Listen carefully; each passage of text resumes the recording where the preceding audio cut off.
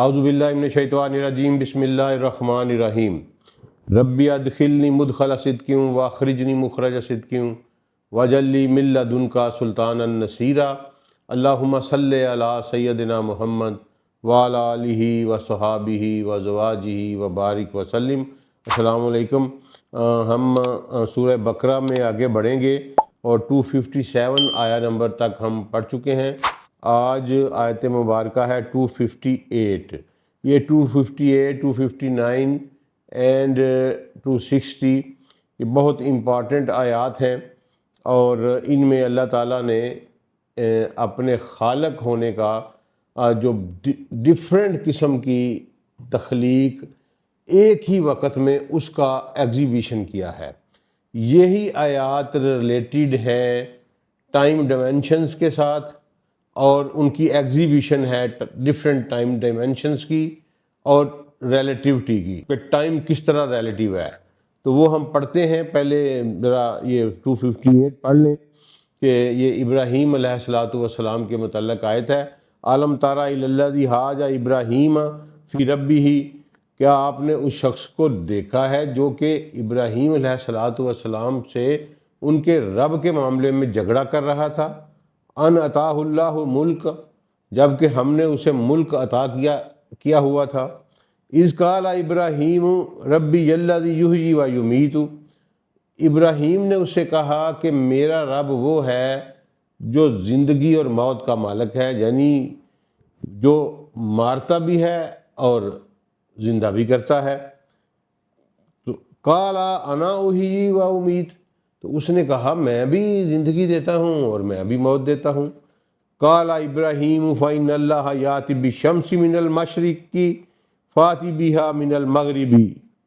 تو ابراہیم علیہ السلام نے کہا کہ بے شک میرا اللہ جو ہے وہ سورج کو مشرق سے نکالتا ہے، اگر تو ہے تو تو پھر اس کو مغرب سے نکال لیا۔ فبہت الذی کفر، تو کافر جو ہے وہ محبوط ہو گیا۔ واللہ لا یہدی القوم الظالمین، اور اللہ ظالم لوگوں کو جو ظلم کرتے ہیں ان کو ہدایت نہیں دیتا۔ اب دوستو یہ دیکھیے کہ یہ پورا ایک واقعہ ہے جو کہ قرآن نے ایک آیت میں اس کو سمویا ہے۔ ایکچول ہوا کچھ یوں تھا کہ جب ابراہیم علیہ السلام نے دعوت توحید شروع کی تو جو اس وقت وہاں بابل کا حکمران تھا، اس کو حکمرانی کرتے ہوئے لکھا ہوا ہے کتابوں میں کہ 400 سال سے اس کی بادشاہت جو ہے وہ چل رہی تھی، اور 400 سال سے وہ اتنا پکا ہو چکا تھا اپنے گمان میں کہ اس نے اپنے آپ کو رب کہنا شروع کر دیا تھا، اور وہ کہتا تھا کہ میرے علاوہ کوئی اور طاقت روئے زمین پر ایگزسٹ ہی نہیں کرتی۔ یہ سمجھ لیں کہ اس بادشاہ کا نام جو ہے وہ جو آیا ہے ہماری روایات میں، مختلف مورخین اور مفسرین جو ہیں انہوں نے اس کا نام بیان کیا ہے نمرود بن کنان بن کوش بن سام بن نو۔ ٹھیک ہے جی، یعنی یہ نوح علیہ السلام کی نسل میں سے ہی تھا، سامی ہی تھا۔ اور دوسری جگہ پہ جو اس کا ہے نسب بیان ہوا وہ نمرود بن فالح بن عابر بن شالح بن ارفخشد بن سام بن نو، یعنی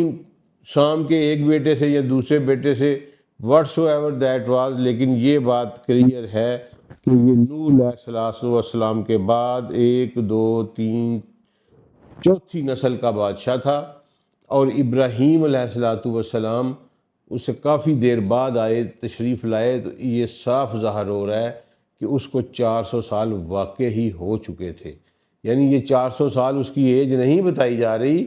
یہ 400 سال اس کو حکمرانی کرتے ہوئے ہو چکے تھے، ایج اس کی پتہ نہیں کتنی تھی۔ اب جب ابراہیم علیہ السلام کا اس کے ساتھ آرگومنٹ ہوا، اور یہ اس وقت ہوا جب ابراہیم علیہ السلام زندہ سلامت آگ کے الاؤ سے نکل آئے، یعنی جب تک ابراہیم علیہ السلام نے جب موومنٹ شروع کی توحید کی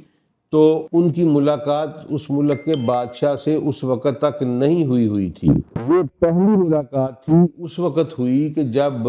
لوگوں نے جا کے بادشاہ کو بتایا اور بادشاہ نے انہیں آگ میں ڈالنے کا حکم دے دیا، اور پھر وہ آگ سے زندہ سلامت بالکل محفوظ باہر نکل آئے، تو تب اس کو طلب کیا گیا جناب ابراہیم علیہ السلام کو بادشاہ کے دربار میں۔ اور یہ دیکھیں کہ اتنی بڑی نشانی دیکھنے کے باوجود بھی وہ شخص اپنی ضد پہ اڑا ہوا تھا، اور اس نے ابراہیم علیہ السلام کے ساتھ جھگڑا شروع کیا۔ اس کو قرآن بیان کر رہا ہے۔ تو ابراہیم علیہ السلام نے پہلی اس کے سامنے جو دلیل رکھی وہ یہ رکھی کہ میرا اللہ، میرا رب وہ ہے جو کہ زندگی اور موت دیتا ہے۔ اب اس نے یہ کہہ دیا کہ میں بھی زندگی اور موت دیتا ہوں، اور اس کے طور پر اس نے 2 بندے منگائے۔ کہتے ہیں جی ایک وہ کہ جس کی سزائے موت کا فیصلہ ہو چکا تھا اور اس کو پھانسی دی جانے والی تھی، اس نے اس کو چھوڑ دیا، اور ایک بندہ اٹھایا دربار سے، اس کا سر قلم کر دیا۔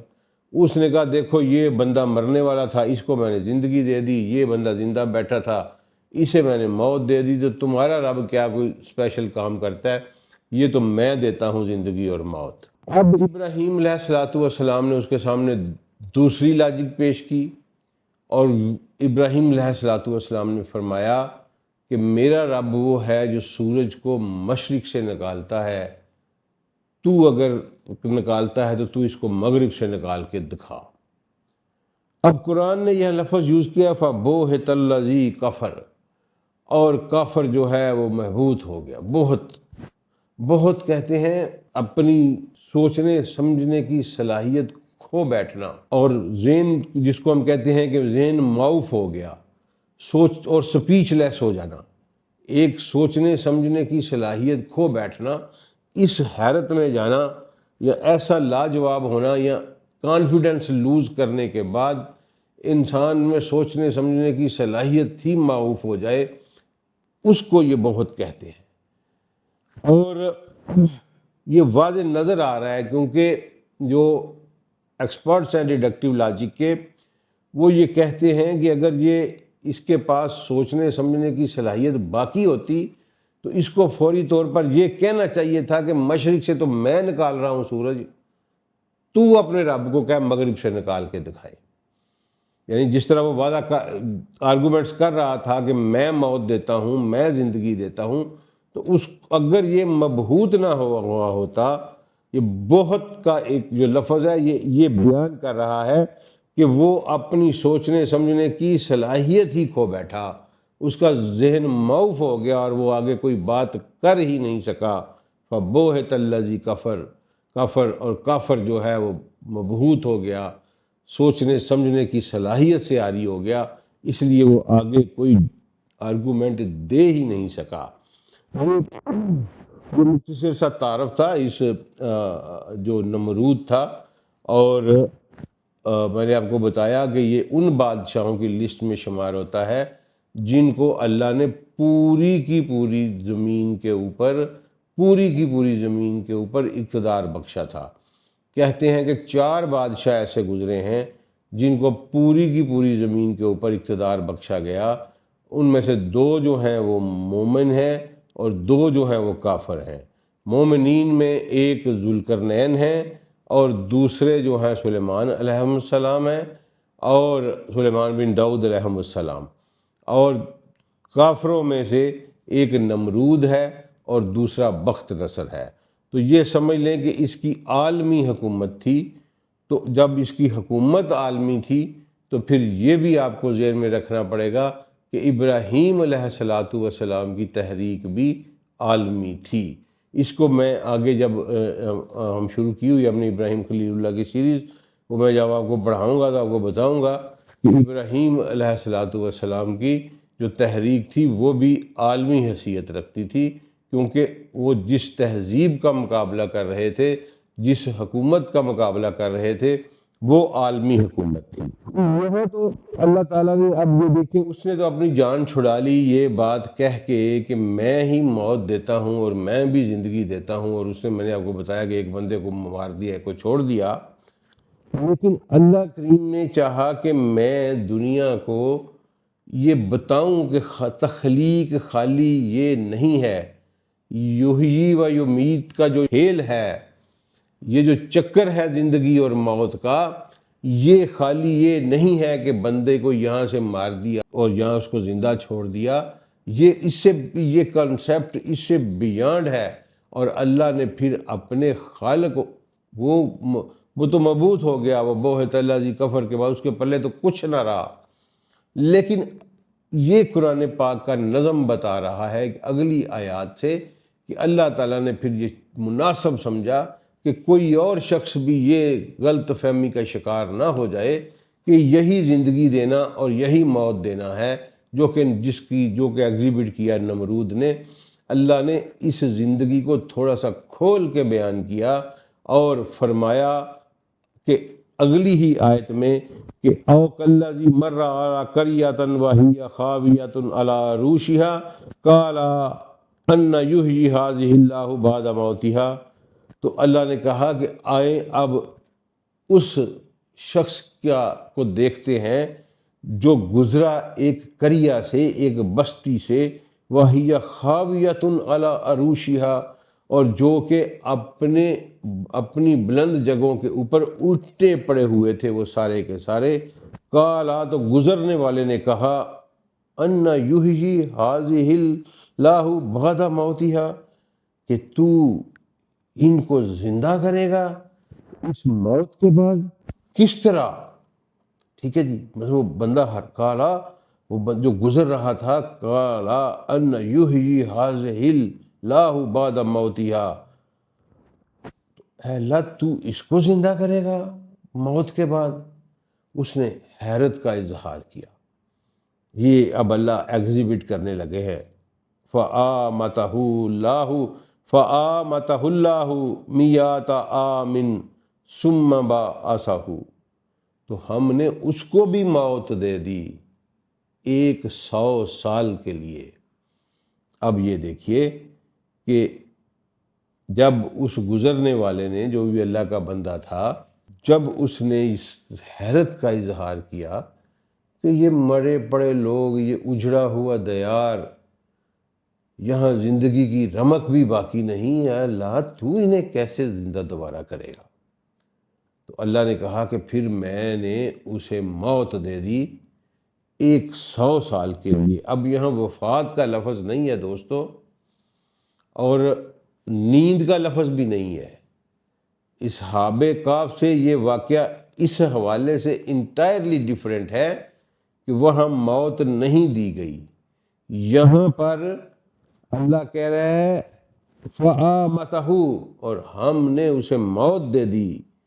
فَآمَتَهُ اللَّهُ، اور اللہ نے اسے موت دے دی، مِئَةَ عَامٍ 100 سال، ثُمَّ بَعَثَهُ، اور اس کے بعد پھر اسے اٹھایا۔ اچھا جی، ٹھیک ہوا، پہلے اس کو پڑھ لیتے ہیں پھر وضاحت پہ آتے ہیں۔ قَالَ كَمْ لَبِثْتَ، تو ہم نے اسے پوچھا کہ کتنی دیر پڑے رہے ہو؟ قَالَ لَبِثْتُ يَوْمًا أَوْ بَعْضَ يَوْمٍ، تو اس نے کہا کہ بس ایک دن یا دن کا تھوڑا سا حصہ۔ اچھا جی، قَالَ بَل لَبِثْتَ مِئَةَ عَامٍ، تو ہم نے اسے کہا، اللہ کہہ رہے ہیں کہ میں نے اسے کہا کہ تم 100 سال پڑے رہے ہو ادھر۔ فَانظُرْ إِلَىٰ طَعَامِكَ، دیکھو اپنے کھانے کی طرف، وَشَرَابِكَ، اور اپنے پینے شربت کی طرف، پینے والی چیز کی طرف۔ لَمْ يَتَمَسَّنَهُ، اب یہ دیکھیں، لَمْ يَتَمَسَّنَهُ، اس پر کوئی وقت گزرا ہی نہیں، کوئی اسے کسی نے چھوا نہیں، وقت نے اس کو چھوا تک نہیں۔ لم یتمسنہ، منظور الی حمارک، اور دیکھ اپنے گدھے کی طرف، وَلِنَجْعَلَكَ آیَاتًا لِلنَّاسِ، ہم نے چاہا ولی نج اللہ کا آیاتن للناسی، اور ہم نے چاہا کہ تمہیں لوگوں کے لیے ایک نشانی بنائیں، وانظر الی العظام کیف ننشزها ثم نکسوها لحما، دیکھو ہڈیوں کے اس ڈایافرام پنجر کو، جو ہڈیوں کا وہ فریم پڑا ہوا ہے، ہم کس طرح اٹھاتے ہیں اور اس پر گوشت چڑھاتے ہیں۔ اچھا جی، فلما تبین لہ، جب یہ سب کچھ اس کے سامنے روشن ہوا، قال عالم، تو کہنے لگا کہ میں سمجھ گیا، میں جان گیا، ان اللہ علی کل شیء قدیر، بے شک اللہ ہر چیز کے اوپر قادر ہے۔ اب یہ دیکھیے، یہ میں نے بتایا نا کہ یہ پچھلی آیت کے ساتھ اس تسلسل میں یہ نظم قرآن ہے کہ اللہ نے کہا کہ کہیں کوئی یہ نہ سمجھ لے کہ یہ زندگی سے سزائے موت سے چھوڑ دینا اور بے قصور بندے کو قتل کر دینا ہی یحیی و یمیت کا پروسیس ہے، میرا پروسیس اس سے بیانڈ ہے۔ تو پھر اللہ نے کیا کیا، اللہ نے ڈیفرنٹ ٹائم ڈائمینشنز کو ایک ہی جگہ پہ سائملٹینیسلی ایگزیبٹ کیا۔ ٹھیک ہے جی، ہوا کچھ یوں تھا، بطور روایات حقیقت اللہ کریم جانتا ہے کیونکہ قرآن نے اس کا نام نہیں لیا۔ بطور روایات یہ عزیر علیہ الصلاۃ والسلام تھے، اور عزیر علیہ الصلاۃ والسلام کا ذکر قرآن پاک میں سورہ توبہ آیت نمبر 30 میں آیا ہے کہ یہودی ان کو اللہ کا بیٹا کہتے ہیں، تو موسٹ پرابیبلی یہی بات ہے کہ وہ عزیر علیہ الصلاۃ والسلام ہی تھے۔ وہ جب اس بستی سے گزرے، قریہ سے گزرے، تو وہ بستی جو تھی وہ مری پڑی تھی، اوندے منہ لوگ مرے پڑے تھے۔ اس اللہ کے پیغمبر نے، اللہ کے بندے نے حیرانگی کا اظہار کیا کہ اے اللہ، کبھی یہ بات بھی ہوگی، کبھی تو ان کو زندہ بھی کرے گا۔ اچھا، اس کے بعد آگے وہ روایات شروع ہوتی ہیں کہ وہ تھے، ان کا گدھا تھا وہ، اور ان کے پاس کھانا تھا، وہ لے کے تو سستانے کے لیے ایک غار میں چلے گئے، اور جب غار میں گئے تو انہوں نے اپنا کھانا نکالا۔ کھانا ان کے پاس کیا تھا؟ روٹی کے ٹکڑے تھے اور انگور تھا۔ تو انہوں نے پیالے میں روٹی کے ٹکڑے ڈالے اور مل مل کے کپڑے کے اوپر انگور رکھ کے تو ان کو نچوڑتے رہے، اس میں سے رس نکلتا رہا، رس نکلتا رہا، اور روٹی جو ہے وہ بھیگ گئی انگور کے اس جوس میں۔ تو اب آپ کبھی یہ پریکٹس کر کے دیکھیں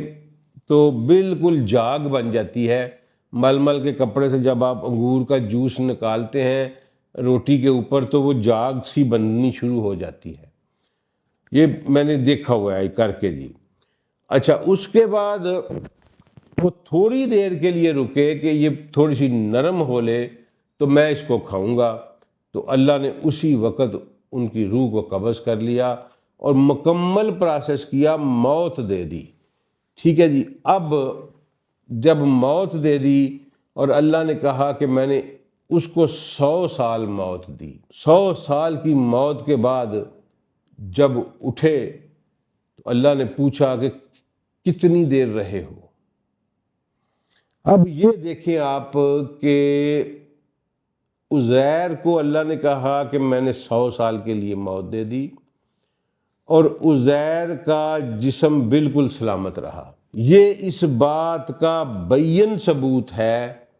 اس حدیث کا کہ سیدی رسول اللہ صلی اللہ علیہ وسلم نے فرمایا تھا کہ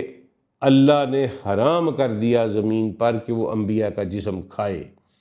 کیونکہ اللہ نے یہاں عزیر کو موت دے دی اور اللہ نے کہا کہ میں نے 100 سال کے لیے موت دے دی۔ اب عزیر اٹھے تو اللہ نے پوچھا وہاں سنا کتنی دیر؟ تو ان کو ایسے لگا کہ جیسے ایک دن یا دن کا کچھ پہر جو ہے وہ میں سویا ہوں۔ تو اللہ نے کہا کہ اپنے کھانے کو دیکھ، اپنے پینے والی چیز کو دیکھ، شرابی کا، تو اس کے وہ بالکل اسی طرح جاگ بھی ابھی نہیں بیٹھی تھی، حتیٰ کہ آپ اگر وہ تجربہ کریں تو آپ دیکھیں گے کہ جاگ بیٹھنے کے لیے چند سیکنڈ درکار ہوتے ہیں، ودن 40-50 سیکنڈ، 1 منٹ 1.5 منٹ کے بعد وہ جاگ بالکل سیٹل ہو جاتی ہے۔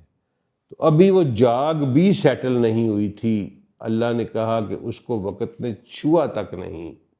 اس پر کوئی لمحہ ہی نہیں گزرا۔ پھر اللہ نے کہا کہ دیکھ اپنے گدھے کی طرف، تو گدھے شریف کی جو تھی نا جی، وہ بالکل ہڈیاں گل سڑ گئی، ہر چیز گل سڑ گئی تھی، ریت کے اوپر بس ہڈیاں ایسے کھبی پڑی تھیں اور ان کے نشانات تھے، وہ بھی بورا بن چکی تھیں۔ اب یہ دیکھیں کہ ایک ہی غار میں اللہ نے 3 ڈائمینشن آف ٹائم کو ایگزیبٹ کر کے یحیی و یمیت کا پروسیس جو ہے وہ سمجھانے کی کوشش کی ہے، یہ جو کہ لاکھوں کروڑوں اربوں ڈالر خرچ کرنے کے بعد سائنس اس کو تھیوریٹیکل مانی ہے، ابھی سائنس اس کو ایگزیبٹ کرنے کے قابل نہیں ہوئی۔ 3 dimensions of life time, 3 dimensions of time, وقت کیا چیز ہے، اس سے آپ کو پتہ چلتا ہے کہ وقت ایک ریلیٹیو ٹرم ہے، ٹائم ایک ریلیٹیو ٹرم ہے، اور ٹائم میرے اللہ کی مخلوق ہے، وقت میرے اللہ کی ایک مخلوق ہے، جو کہ مکمل طور پر میرے اللہ کے قبضے میں ہے، اور وقت کی جس مرضی جہت کے اوپر وہ زندگی کو ڈال دے، یہ اس کی قدرت ہے۔ اس نے ایک کتنا کو غار ہوگا، اس کمرے جتنا ہوگا، 14-15 فٹ ہوگا، 20 فٹ ہوگا، 25 فٹ، 30 فٹ لگا لیں، 100 فٹ کا لگا لیں، اس سے بڑا غار نہیں ہو سکتا جس میں وہ آرام کر رہے تھے۔ اب اس میں اللہ نے 3 ڈیفرنٹ ڈائمینشن ایگزیبٹ کر کے دکھائیں کہ عزیر کے اوپر دن یا دن کا کچھ حصہ گزرا، وہ جو شخص تھے، اور جو کھانا تھا اور لیکوڈ تھا، ٹھیک ہے، پینے والا، اس کے اوپر ایک لمحہ بھی نہیں گزرا، اور گدھے کے اوپر جو ہے وہ 100 سال گزر گئے۔ ایک ہی کمرہ، ٹھیک ہے، ایک ہی شخص کی بلانگنگ، لیکن 3 ٹائم ڈیمینشنز میں اللہ نے ٹائم کو ڈیوائیڈ کر کے بتایا کہ میں یحیی و یمیت کا پروسیس میرے نزدیک کیا ہے۔ یہ ڈیفرنٹ ٹائم ڈائمینشنز ہیں، کہیں ٹائم جو ہے وہ بالکل نارمل روٹین میں چلا، گدھے کے اوپر ٹائم بالکل نارمل روٹین کے مطابق چلا، اور جو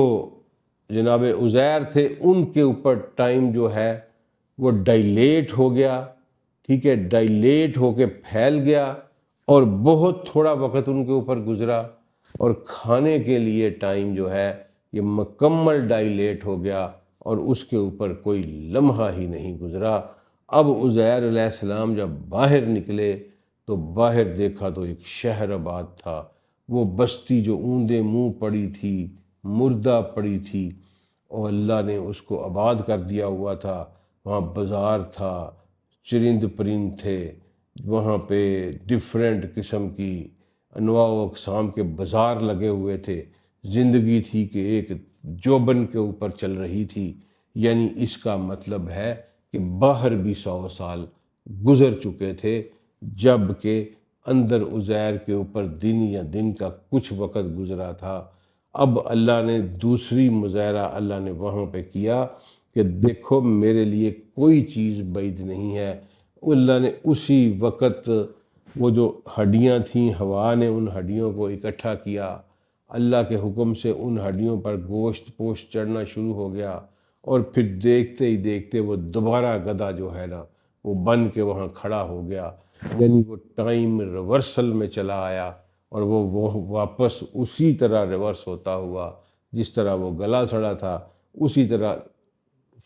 فارورڈ ریورس میں اللہ نے اس کو بالکل اسی حالت میں لے آئے جس حالت میں وہ 100 سال پہلے تھا۔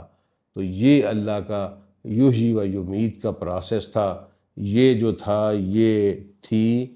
آپ کی سمجھ لیں کہ ٹائم ڈائلیشن اور ڈیفرنٹ ٹائم ڈائمینشنز کی۔ آج سائنس اس بات پر پہنچ چکی ہے کہ ہم 3 ڈائمینشن کی کریچر ہیں، ہمارے اوپر 4th ڈیمینشن ہے، 5th ڈیمینشن ہے، 6 ہے، 7th ہے، 10 11 ڈیمینشنز تک سنا ڈسکور کر چکے ہیں، لیکن ابھی اس کو ایگزیبٹ کرنے کے قابل نہیں ہیں۔ 4th ڈیمینشن میں کوئی اور مخلوقات رہتی ہیں، 5th ڈیمینشن میں کوئی اور مخلوقات رہتی ہیں، ادھر ہی سارا کچھ ہے۔ یہاں اللہ نے ثابت کیا ہے کہ جو آج کا دہریہ جو یہ کہتا ہے کہ بگ بینگ سے ٹائم سٹارٹ ہوا، ٹائم نہیں تو رب بھی نہیں، خدا بھی نہیں، نعوذ باللہ استغفر اللہ، تو میرے دوستو یہاں اللہ نے یہ ثابت کیا ہے کہ ٹائم میری ایک مخلوق ہے اور مجھے مکمل دسترس حاصل ہے اس کے اوپر۔ میں جب چاہوں اس کو جس مرضی انداز میں موڑ دوں، میں چاہوں تو ایک بندے کے اوپر ایک چند گھڑیاں گزریں، کھانے کے اوپر کچھ نہ گزرے، اور گدھے کے اوپر اور شہر میں 100 سال گزر جائیں۔ یہ ٹوٹل دسترس میں ہے یہ وقت۔ یہ جو وقت ہے یہ نہ خدا ہے، نہ یہ رب ہے، نہ یہ الہ ہے، یہ میرے رب کی، میرے الہ کی ایک مخلوق ہے۔ اور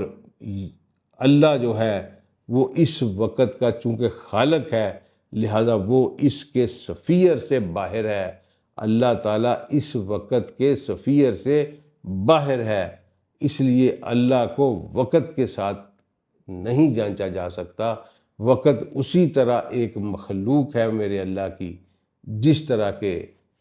میں ایک مخلوق ہوں، جس طرح کہ آپ ایک مخلوق ہیں، اور اللہ خود وقت سے، زمان سے، مکان سے اللہ بلند و بالا ہے، ماورا ہے اس سے، وہ اس کے اندر سمویا ہوا نہیں ہے۔ جب وقت نہیں تھا تو اللہ تھا، جب وقت نہیں ہوگا اللہ ہوگا۔ اللہ کو وقت کے ساتھ نہیں ناپا جا سکتا۔ اللہ نے یہ دکھایا ڈیفرنٹ ٹائم ڈیمینشن دے کے کہ میری کتنی دسترس ہے،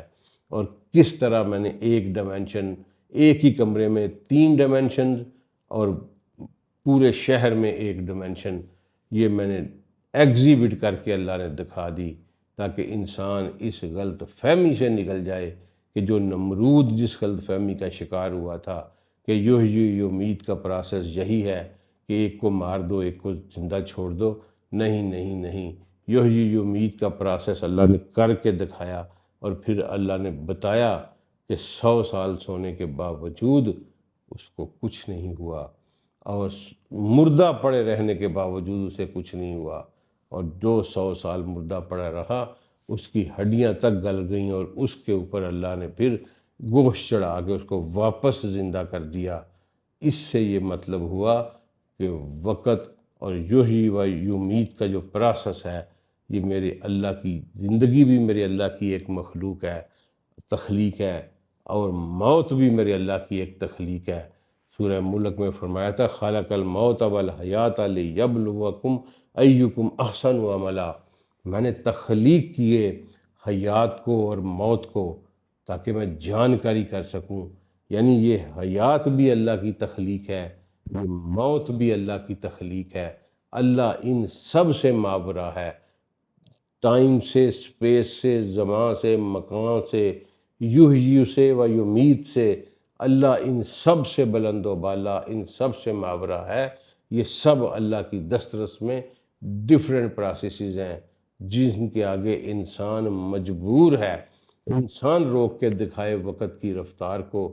تو دیکھیں گے، پھر اس کو سائنس مان چکی ہے کہ ڈیفرنٹ ڈائمینشنز آف ٹائم ہے، اور جو آئنسٹائن کی تھیوری آف ریلیٹیوٹی ہے اس میں یہ سپیڈ آف لائٹ سے اگر کوئی